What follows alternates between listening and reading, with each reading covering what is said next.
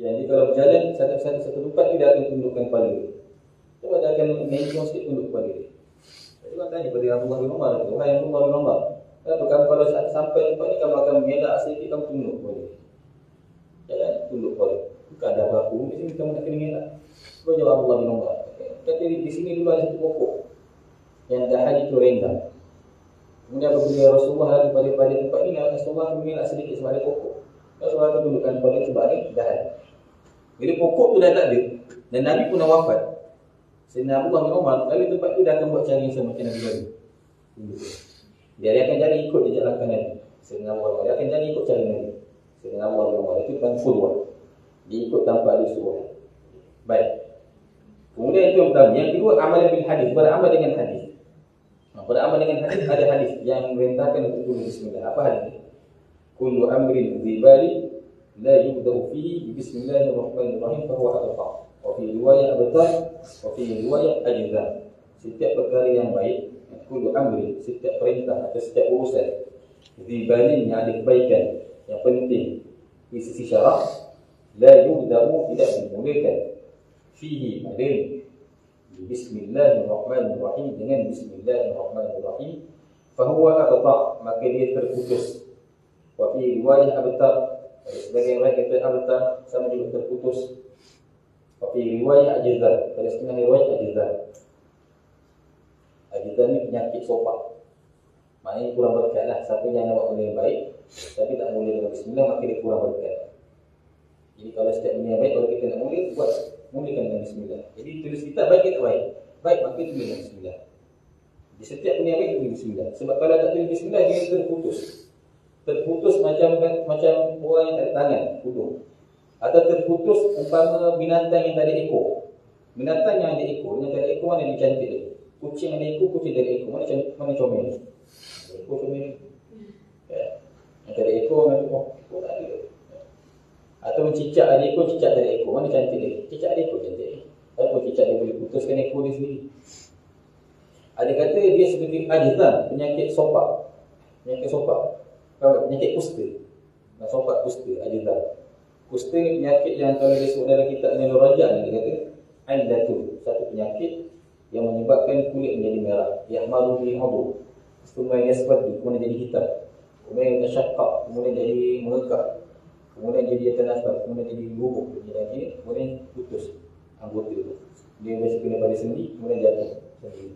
Kalau kena kat sini tangan ni putus. Kalau kena kat bahu, satu tangan jatuh. Ta'adzanallahu minha. Jadi itu penyakit yang bahaya lah.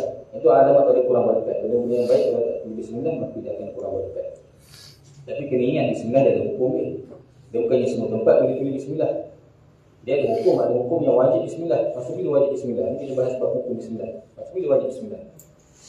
Wajib bismillah waktu Fatihah. Wajib bismillah. Fatihah dalam mazhab Syafi'i wajib. Dan di antara syarat Fatihah adalah wajib bismillah. Maka bismillah adalah wajib dalam Fatihah. Ada bismillah yang hukum di sunat. Maksud bila hukum di sunat? Tadi pada segala perkara yang baik yang ada kepentingan di sisi cara, maka sunat kita baca bismillah. Sunat kita baca bismillah. Contohnya apa? Contoh macam masuk masjid, bismillah. Allahumma ighfirli dhunubi wa ftali abwaaba rahmatik. Keluar masjid, bismillah. Allahumma ighfirli dhunubi wa ftali abwaaba rahmatik. Segala perkara-perkara yang baik sunat bismillah. Sunat bismillah. Termasuk dalam maaf cakap, tapi ada kisah yang besar. Dan antara yang sunat bismillah adalah ketika mana bersama suami isteri. Sunat bismillah. Bismillah. Tak baca doa dia Allahumma jadinya, tapi sunat baca bismillah. Bahkan kalau tak baca bismillah waktu itu, syaitan akan bersama kita dengan proses sampai dah boleh keluar anak perangai macam syaitan. Kalau kat Yaman tu, syaitan Yaman ni gitu. Kalau nampak budak tu perangai kulit, anak syaitan ni. Sebab apa? Sebab jimat tak ada bismillah. Tak? Dia wajib bismillah. Itu tempat yang penting. Kira antara tempat-tempat mungkin yang penting. Pak tanya tertutup pondok, dia kata antara tempat yang paling penting adalah kita wajib bismillah. Baik. Habis. Ada bismillah yang hukumnya makruh baca bismillah. Maksud bila makruh baca bismillah? Ada tempat-tempat yang makruh. Contoh macam tadi, makan bawang mentah waktu nak masjid baca bismillah. Tapi itu bukan makruh, itu bukan makruh zat. Itu makruh mendatang. Dia asal hukum makan sunat baca bismillah.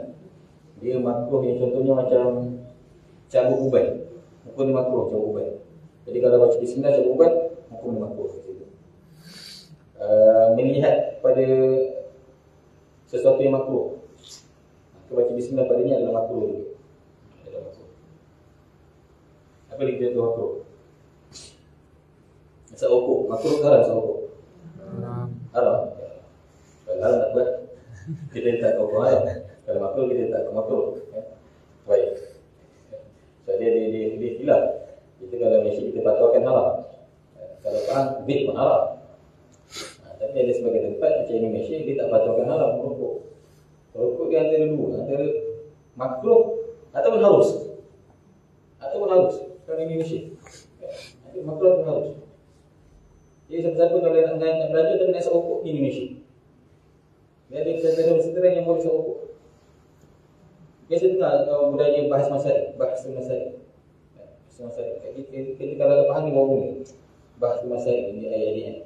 Kalau dekat Indonesia tu bahas masalah ni biasa, satu benda yang budaya lah orang Indonesia. Tapi sekali dia orang bahas masalah ni, dia punya majlis dia berasak macam ni. Bukannya asap buku kan? Asap rokok. Ni kitab kat sini kan? Dia tak baca kitab kan? Kopi yang dia buka macam tu lah. Rokok kat sebelah. Kalau masa tu itu biasa. Ada belajar lagi kat sana, kat Indonesia. Ada belajar dari Ustaz. Sebab kalau saya nak pondok yang serokok ni pondok. Belajar dari 3,000 orang belajar. 3,000 orang belajar. Sebenarnya. Ini daripada santri dia sampai ke kiai semua boleh serokok.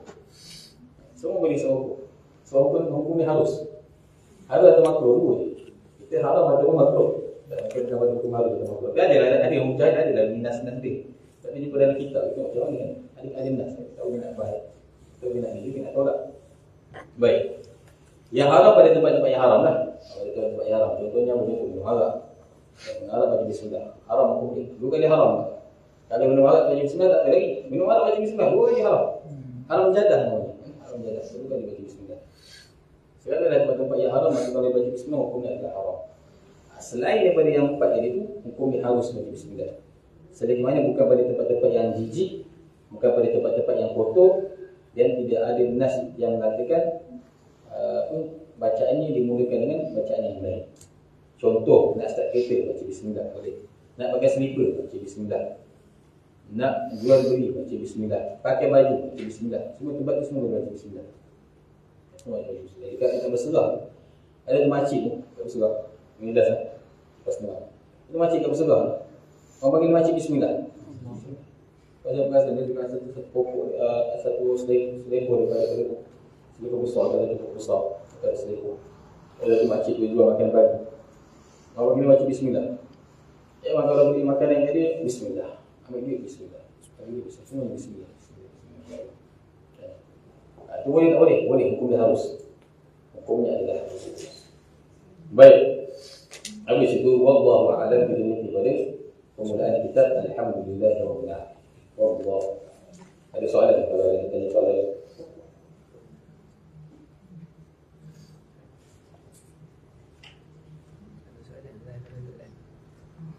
Kita akan cuba baca satu pasal demi satu pasal. Kalau pasal itu tak panjang sangat, sederhana. Kita akan baca satu pasal setiap jumpa. Kalau pasal itu ini kita akan baca lagi satu pasal. InsyaAllah. Wallahu a'lam. Sallallahu alaihi wasallam. Rabbana fa'alna bima 'allamtana. Rabbana 'allimna bima yanfa'una wa zidna fadlan. وقربت لنا في ديننا وعلى كتب سوى ذكر صلى الله عليه وسلم وعلى اله وصحبه الحمد لله رب العالمين.